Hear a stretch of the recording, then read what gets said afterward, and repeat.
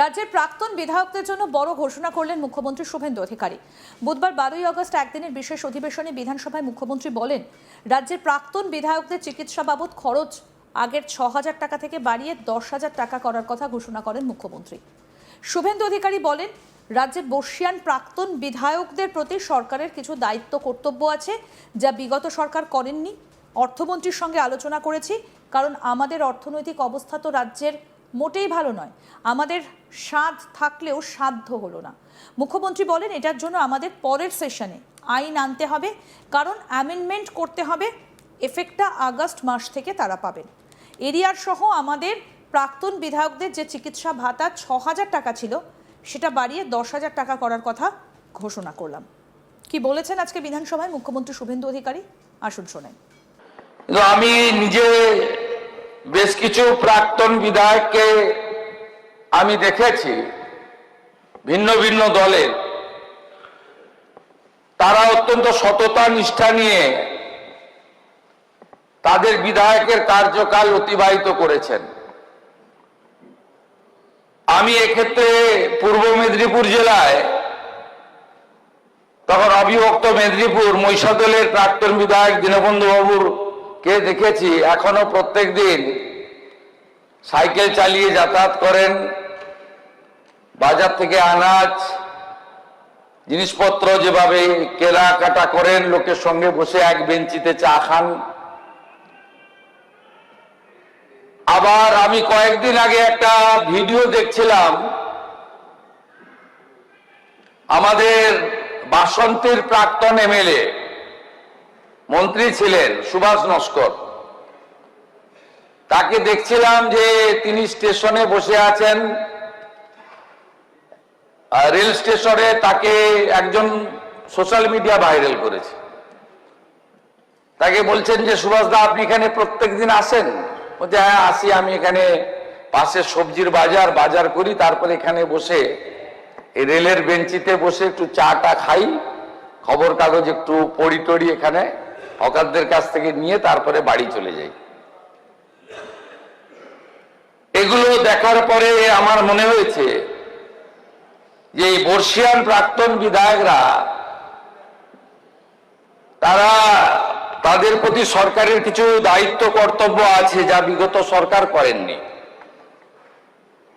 আমি অর্থমন্ত্রীর সঙ্গে আলোচনা করেছি, কারণ আমাদের অর্থনৈতিক অবস্থা তো রাজ্যের মোটেই ভালো নয়। আমাদের সাধ থাকলেও সাধ্যে কুলোয় না।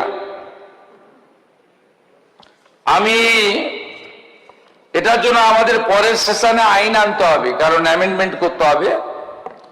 তো এফেক্টটা আগস্ট মাস থেকে তারা পাবেন, এরিয়ার সহ। আমাদের প্রাক্তন বিধায়কদের যে চিকিৎসা ভাতা 6,000 টাকা ছিল, সেটা বাড়িয়ে আমি 10,000 টাকা করার ঘোষণা করলাম। এদিন শুভেন্দু অধিকারী রাজ্যের বর্তমান বিধায়কদের উদ্দেশ্যেও একটা ঘোষণা করেন। বিধায়কদের নিজ নিজ বিধানসভা এলাকায় একটা করে সেবা কেন্দ্র তৈরির কথা বলেন মুখ্যমন্ত্রী। এই সেবা কেন্দ্রের খরচ বাবদ প্রতি বিধায়ক মাসে 30,000 টাকা করে পাবেন বলেও ঘোষণা করেছেন মুখ্যমন্ত্রী। তবে এই টাকা পাওয়ার বিষয়ে বেশ কয়েকটা শর্তও রয়েছে, যেগুলো না মানলে এই অর্থ মিলবে না বলে জানিয়ে দিয়েছেন মুখ্যমন্ত্রী। মুখ্যমন্ত্রী বলেন, আগে বিধায়করা সরকারি অফিস থেকে কাজ পরিচালনা করতেন। এখন বিধায়কদের নিজস্ব অফিস, মানুষের চাহিদা অনুযায়ী, মানুষের প্রয়োজন অনুযায়ী নিজস্ব অফিস করতে হয়। অনেকে দলের অফিসকে বিধায়ক অফিসে পরিণত করেন, আবার অনেকে দলের অফিসটা দলের জায়গাতে রাখেন। বিধায়ক অফিসটাকে বিধায়ক সেবা কেন্দ্র হিসেবে ব্যবহার করেন। আমাদের এখানে যে 208 জন জিতেছিলাম, একটা আমাকে ছাড়তে হয়েছে 207। আমাদের কেন্দ্রীয় নেতারা এবং রাজ্য সভাপতি আমরা বিধায়কদের নিয়ে দলীয় মিটিং করেছিলাম। সেখানে আমাদের একটা সিদ্ধান্ত হয়েছে যে প্রত্যেকটা বিধায়ক তার নিজের বিধানসভা কেন্দ্রে একটা সেবা কেন্দ্র চালু করবেন, যেটাতে কেবলমাত্র তার বিধানসভার এলাকার জনগণের সঙ্গে বিধায়কের সম্পর্ক থাকবে, এবং সেখানে দলমত, বর্ণ, ধর্ম নির্বিশেষে যারা তাকে ভোট দিয়েছেন তারাও পরিষেবা পাবে, যারা তাকে ভোট দেননি তারাও পরিষেবা পাবেন। শতাধিক বিধায়ক ইতিমধ্যে সেবা কেন্দ্র আমরা চালু করেছি। অনেক রকম বিরোধী পক্ষ আছেন, আপনারা কি করেছেন আমি জানি না, কেউ কেউ হয়তো করেন, কেউ কেউ ভাবছেন করবেন। কি বলেছেন মুখ্যমন্ত্রী শুভেন্দু অধিকারী, শুনব। মাননীয় বর্তমান বিধায়ক বৃন্দ, আগে বিধায়করা সরকারি অফিস থেকে কাজ পরিচালনা করতেন, এখন বিধায়কদের নিজস্ব অফিস, মানুষের চাহিদা অনুযায়ী, মানুষের প্রয়োজন অনুযায়ী নিজস্ব অফিস করতে হয়। অনেকে দলের অফিসকে বিধায়ক অফিসে পরিণত করেন, আবার অনেকে দলের অফিসটা দলের জায়গায় রাখেন, বিধায়ক অফিসটাকে বিধায়ক সেবা কেন্দ্র হিসেবে ব্যবহার করেন।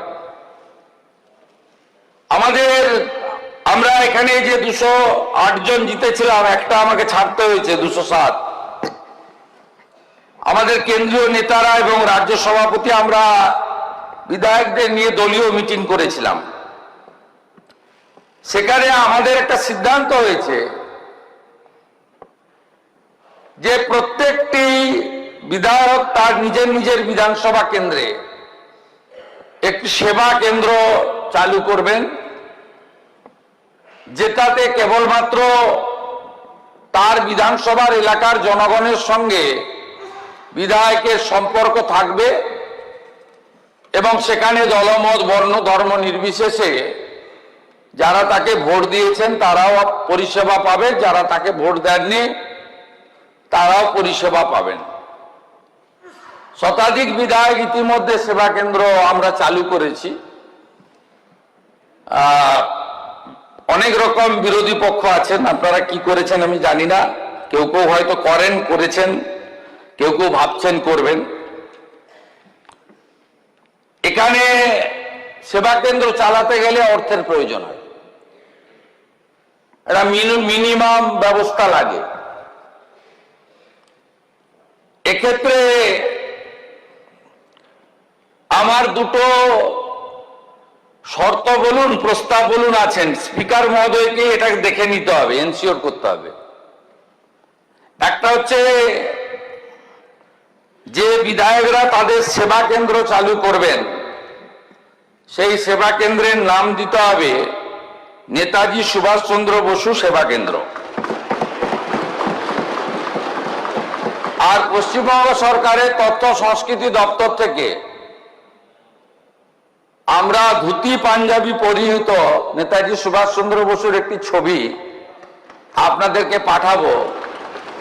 ওই অফিসে এটা রাখতে হবে আপনাদের, ম্যান্ডেটারি। এই দুটো কাজ যদি করতে পারেন তাহলে 30,000 টাকা করে মাসে আপনারা সেবা কেন্দ্র চালানো